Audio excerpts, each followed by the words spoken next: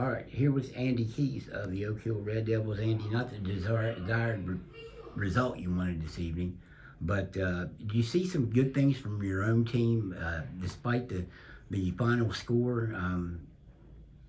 Anything you could build on? You guys have really been on a good roll. I don't think you want this one game to ruin what you've done here in the last 4 or 5 games. No, and it's not. We are. I told the guys during the timeout towards the end of the game, we're constantly evaluating them. We're not a final product, a finished product. We're 9 games in now. We still consider ourselves to be a little bit in the team development process where guys are stepping up and playing minutes that they haven't in the past, and we're doing some things differently. So we're still learning each and every day that we have the opportunity to play a game or have a practice. Now it was a lot nicer whenever you're able to learn by winning. But we can learn some lessons during games like this, playing a top-notch team like Beckley, and we knew what we was in for, and it was going to be a tough task. I like the way we prepared. I like the fight in our kids, but like I told them in the game in the locker room after the game, that that's the standard. It's not a bonus when we play hard or with confidence. That's the expectation, and I think they're starting to learn that aspect of the game. What was the key to the game? Was it just matchup problems in different places? They offer a tough matchups like Jalen Walton 6'4", but he probably plays like he's 6'7" or 6'8". Their guards are great shooters and penetrators. What was in your mind? I mean, what was the key to the game? Yeah, you try to take away one of their strengths, and it leaves you vulnerable in other positions. And during our practices, we spent a lot of time talking about how we can limit Walton and his touches, and where we were going to send our help from.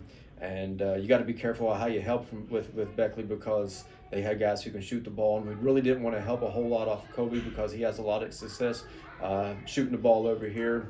And so we tried to help a little bit off the other guys. And if you don't close out quick enough from guys like Zion, who's a little bit longer, can shoot over people, then they can convert. And he just shot the ball really, really well tonight. He was able to hurt us. He did from 3. He had some open looks, but you mentioned when we were talking prior that he can also get to the basket. I mean, so you try to limit paint touches.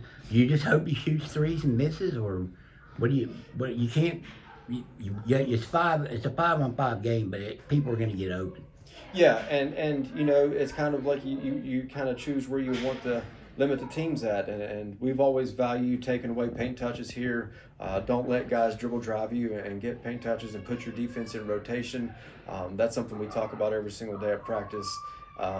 And so we did not want Zion or any other of those guards to penetrate us and start putting us in rotation. But when you got guys that are so as athletic as they are, then sometimes you had to back up off of them. When you're long and can shoot, then you saw the result of that. And when they make shots, then they're really difficult to beat.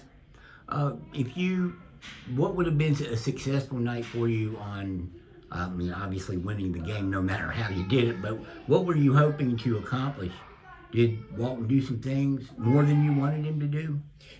Walton's going to impact the game. I mean, he had 14 or right. Whatever it was. Yeah, but he was significant on the boards. And like I said, even though he wasn't scoring points, he had our attention in other areas. For us, it's not a one-man job to guard Walton. It was going to be a multiple people task. And so in that regard, he was able to affect the game alone just by drawing so much attention from us. And, our expectation here is to win basketball games. I know Beckley's a really, really good team, but the standard doesn't change here, and we don't move the goal line. Our expectation is to compete to win basketball games, and when we come out on game day, that's the expectation. We expect to win basketball games. It was a little bit of a slow start, which is expected when you have a changing of the guard. With the coach, you guys have been on a real nice roll here lately with some good wins too. I think you beat Princeton after they beat you over at. Right. I think you played them over in Beckley. Right. So, I mean, there was some nice money. How do you avoid losing to a real good team like Woodrow and move forward, put this one in the rear view?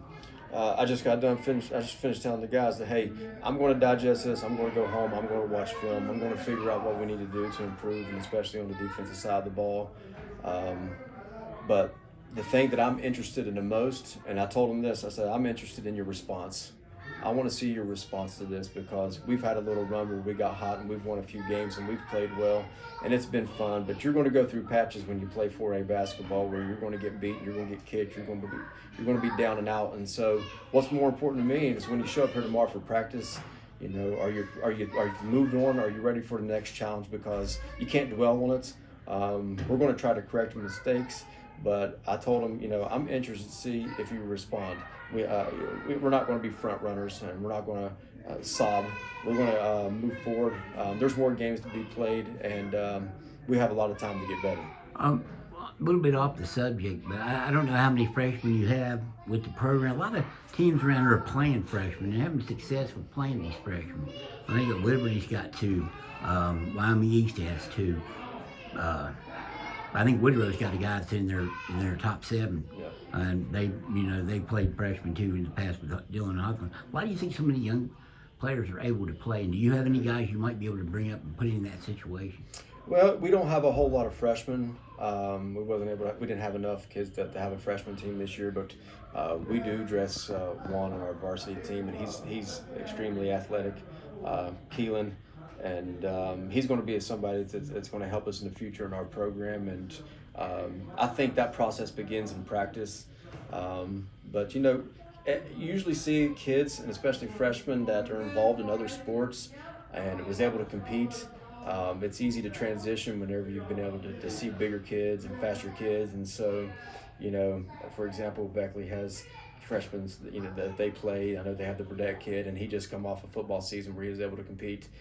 So I imagine that translates pretty well when you go from sport to sport, and it just gets you prepared. You know, Oak Hill was the first one to play freshmen within 4 or 5 years of each other back in the 80s. You know who those 2 were that played here as freshmen?